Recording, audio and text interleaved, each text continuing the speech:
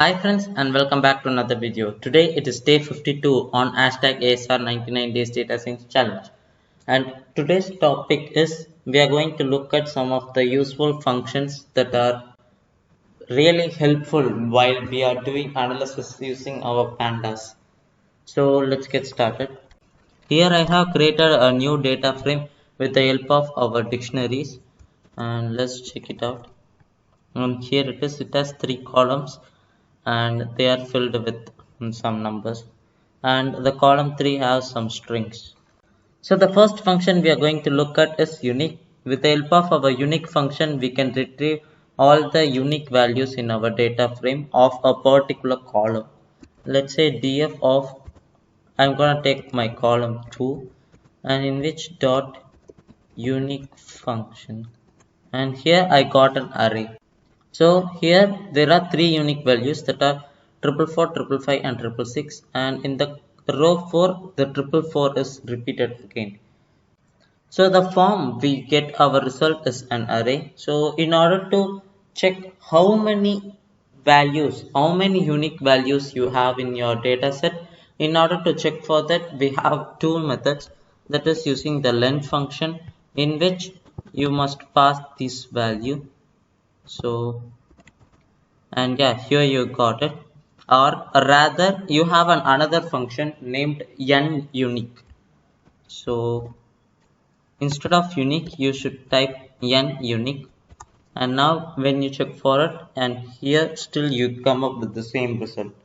And now there is another function called the value count. With the help of our value count function we can check how many times the particular value repeated in your data frame. So let's create df of, I'm checking the second column, and then dot value underscore count.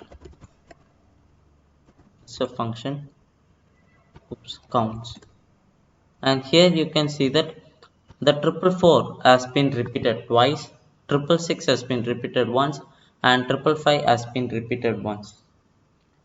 And there's another function called apply, with the help of which you can apply a particular function on that particular column.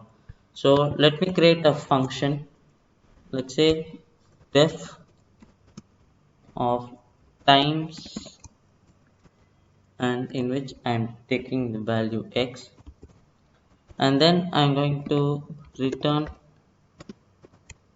the 2 times the double of my value, and then I'm going to take a variable df1 in which I'm gonna take the second column, that is the column 2, and I'm going to apply my function times. And now when I check for my data frame, and here you got it.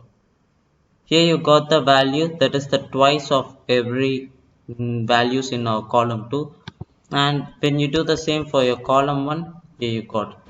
And there is another function which is called the isNull function.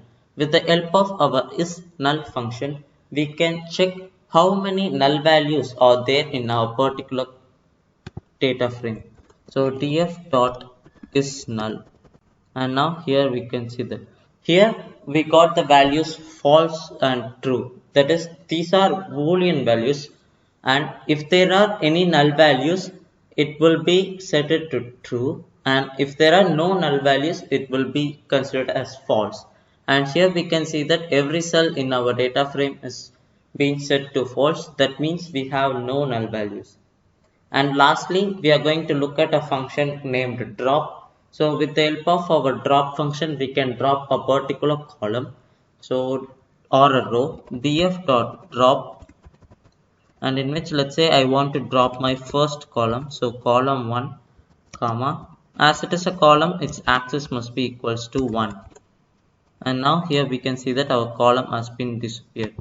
So when we set to column equals 0, it is not possible because column 1 is not a row here. And yeah, that's all for today in this video. And in this video we looked at some of the cool functions that are really helpful while analyzing our data. Thanks for watching and let's meet in the next video, that is on day 53.